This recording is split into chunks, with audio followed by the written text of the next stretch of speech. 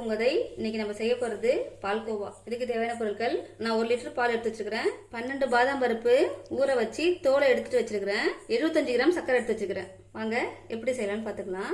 On பண்ணி பால் வச்சுக்கோங்க. பால் நல்லா கொதிக்கிட்டோம். பால் கொதிக்குது. இப்போ மீடியம் ஃப்ளேம்ல வச்சுக்கின்னு பால் நல்லா கிண்டி விட்டுனே இருங்க, கை விடாம. கனமான பாத்திரம் வச்சுக்கோங்க, அப்பதான் அடி பிடிக்காது.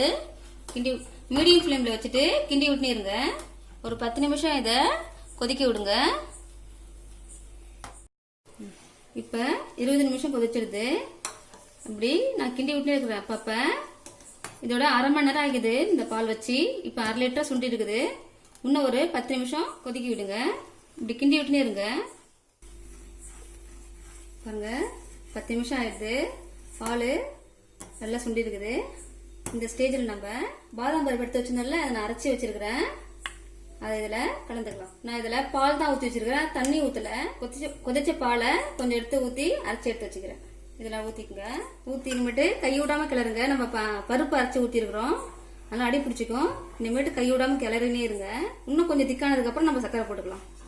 பாருங்க, இந்த அளவுக்கு கட்டியாக இருக்குது. இந்த ஸ்டேஜில் நான் 1/4 ஸ்பூனு லெமன் ஊற்றிக்கிறேன். இப்போ கிண்டினே இருங்க.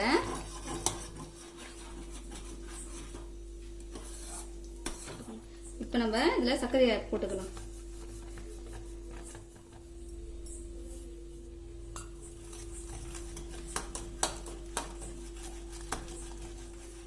இது கட்டியாக முடிய கைவிடாம கிளறினே இருங்க, கிண்டினே இருங்க.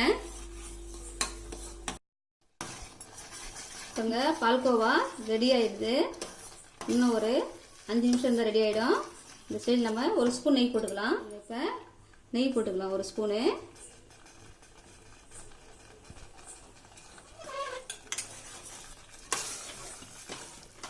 நல்லா கிளறுங்க. பால்கோவா ரெடி ஆகிடுது. ஒரு 2 நிமிஷம் கழிச்சு ஆஃப் பண்ணிடலாம். இப்போ நான் 1 லிட்டர் பால் எடுத்துருக்குறேன். இது கிண்டி முடிக்கிறதுக்கு 1.25 மணி நேரம் ஆகிடுது எனக்கு. நான் சர்க்கரை வந்து 100 கிராம் போட்டுக்கிறேன். அந்த இனிப்பு போதும். உங்களுக்கு இனிப்பு வேணும்னா நீங்கள் இன்னும் கொஞ்சம் சேர்த்துக்கலாம். பாருங்க, பால்கோவா ரெடி ஆகிடுது. இது ஆறுச்சுன்னா இன்னும் கொஞ்சம் கட்டி ஆகிடும். இந்த ஸ்டேஜில் நீங்கள் ஸ்டவ் ஆஃப் பண்ணிவிடுங்க. இங்கே பாருங்க, இந்த ஸ்டேஜில் நீங்கள் ஸ்டவ்வை ஆஃப் பண்ணிவிடுங்க. பாருங்க, நம்மளுடைய சுவையான பால்கோவா ரெடி ஆகிடுது. நான் 1 லிட்டர் பால் எடுத்தேன். அதில் வந்து 330 கிராம் அளவுக்கு எனக்கு பால்கோவா வந்துருக்குது. இதை நீங்கள் வீட்டில் ட்ரை பண்ணி பாருங்கள். பிடிச்சிருந்ததுன்னா லைக் பண்ணுங்கள், ஷேர் பண்ணுங்கள். நந்தாஸ் பூங்கதை கிச்சனுக்கு சப்ஸ்கிரைப் பண்ணுங்கள், கமெண்ட் பண்ணுங்கள். நன்றி.